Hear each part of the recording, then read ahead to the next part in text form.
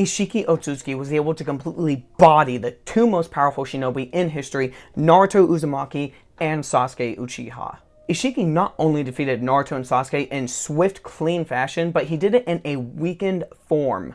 Isshiki defeated Naruto and Sasuke in their first encounter when he was in a weakened form controlling a monk by the name of Jigen. Mind you, he did this in only 2 chapters. Isshiki was living inside of Jigen after he was betrayed by his former partner in crime, Kaguya Otsutsuki. Isshiki took over Jigen's body by shrinking himself, entering his brain, and feeding off of his nutrients until he eventually gained control over his brain and all of his actions. Once he gained control of him, Isshiki was able to embed him with karma as well. However, Jigen was not a strong monk and therefore was not able to handle all of the great power that Isshiki was trying to bestow upon him. Therefore, there was actually a strict time limit on how long Jigen could fight. And even with this handicap, Isshiki was still able to defeat Naruto and Sasuke. And the biggest reason that this is even possible is because the secret technique that is so simple, but when put to use with the right mind, is incredibly fearsome. That secret technique is the Sukuna Hikona, and that is a technique that allows Isshiki to shrink almost anything and restore it almost instantly to its original size. However, there is a catch. He cannot use it on living objects except himself, and this weakness was exploited by Sasuke in the recent chapter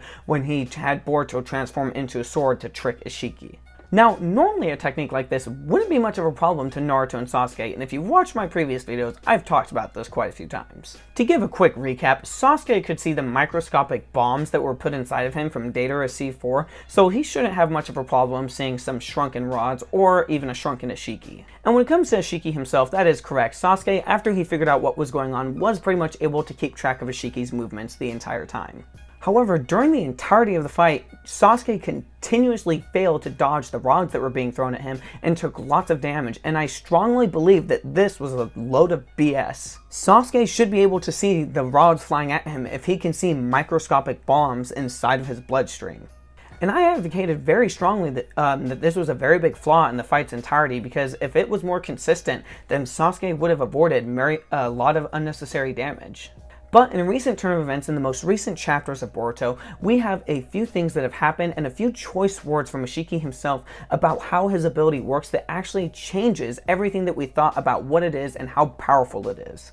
Now, big spoilers ahead. If you guys are not caught up with the Boruto manga, please do not watch any further ahead. Also, if you guys like this video, do me a favor, smash that like button, and do yourselves a favor by subscribing and tapping the bell icon for a chance to win a $100 Crunchyroll gift card, courtesy of your video sponsor, me. So in chapter 48, Kashin Koji is battling Isshiki, and he says that the Sukuna Hikona is an ocular jutsu that only works when he sees his target. Because of this, Kashin Koji tries to get behind him for an attack, but Isshiki is much faster than him, and as Isshiki is turning around, we see that the triangle pattern on his eye begins to recede, and underneath it reveals a new dojutsu. To me, this dojutsu kind of looks like something similar to the Jogan, but we don't know for sure yet what it is. All we know is that this eye gives him another secret jutsu that works in tandem with the Sukuna Hikona. That ability is the Daikokuten, and this jutsu allows him to store anything that he shrunk in another dimension where time doesn't flow. And he can retrieve those objects whenever he wants. This is what allows him to pull out those rods, the stone columns, or even a glass of wine. This also explains why in the previous chapters he was able to pull out that entire meal out of nowhere and the food wasn't spoiled because time doesn't flow. However, when you take this logic and apply it to the rods and other weapons, it makes it incredibly dangerous. Now, I got this theory from a comment in one of my previous videos. Shout out to AJ, thanks for commenting. So basically, if time does stand still in this dimension where Isshiki is storing his rods, then what if he is able to pull them out already re-enlarged? If this is the case, then this could actually explain why it would be almost impossible for Sasuke to dodge the rods. If this is the case, then that could actually explain why Sasuke couldn't see the rods in their first fight.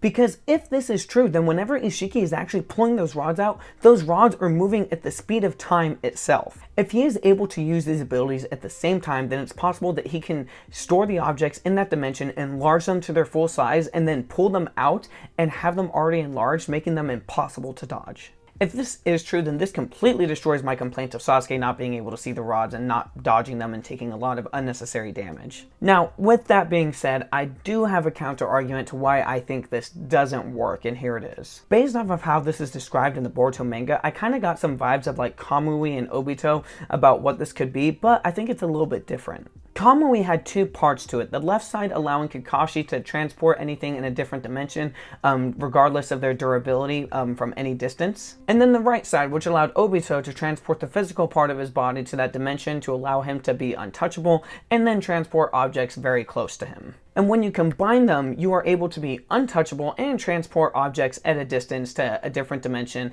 and anything close to you. You're pretty freaking powerful, guys. But we have to remember that these two jutsus are still actually technically one jutsu, and they're just two sides of the same coin. Amato says that the Sukuna Hikona can shrink almost anything and can restore it to its original size almost instantly. However, except living things. Not only that, but it's said to be an ocular jutsu, which Isshiki has to see the target himself.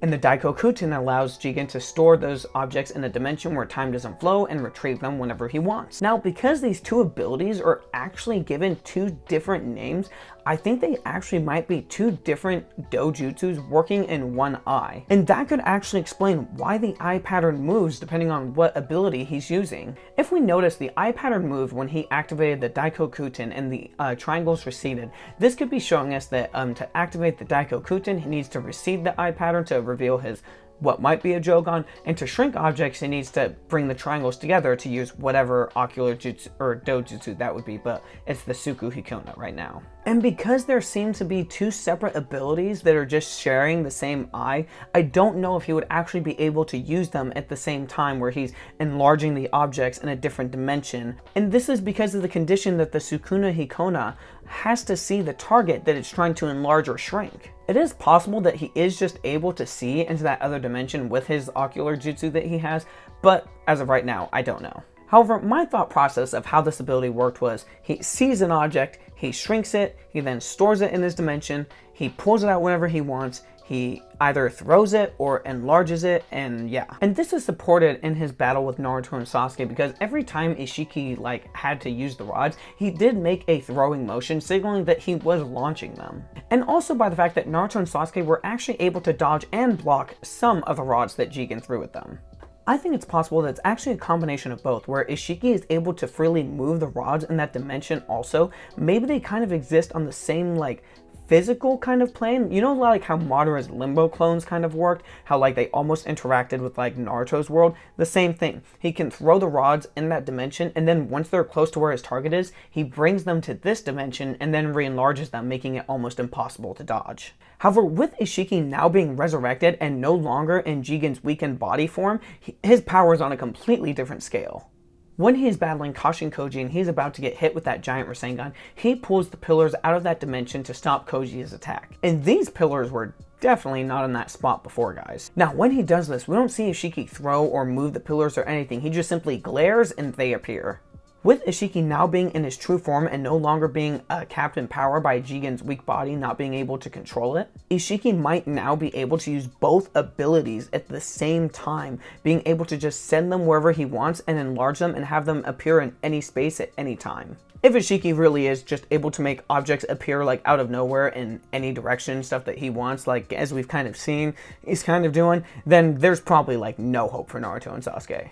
And when you combine this with the fact that we are seeing him getting much more ruthless when, throwing that shuriken back in that guy's face and stuff, there is a good chance Isshiki might just not take any BS and just kill them very quickly. However, with Ishiki's body still going to die in the next few days because Jigen wasn't a perfect vessel, Isshiki might be on the conservative side with his chakra if he has to go hunt down Kawaki. Let me know in the comments below what you guys think Isshiki is doing. How does this ability work? Do you think he is able to re-enlarge them in space and then just let them appear wherever he wants, and that's why they couldn't dodge it? Do you think he has to pull them out first and then throw them and re-enlarge them based off of the wording? Let me know in the comments below. We need to figure this out because this is incredibly important to how powerful this ability is. Now, before I go, I want you guys to remember that Naruto and Sasuke don't know anything about Jigen's second ability. If we recall, in chapter 47, the scout frog that was relaying the battle to Naruto and Sasuke was cut off as soon as Isshiki resurrected in his true form. This happened before Amato could explain the Daiko Kuten to Naruto and Sasuke. So they're going into this battle not knowing that Isshiki can actually store the objects he shrunk in a different dimension where time doesn't flow. Now, it's possible that Amato himself didn't actually know about this jutsu either, because Isshiki does say it was a secret jutsu, and he could have meant that this was a secret even to Amato.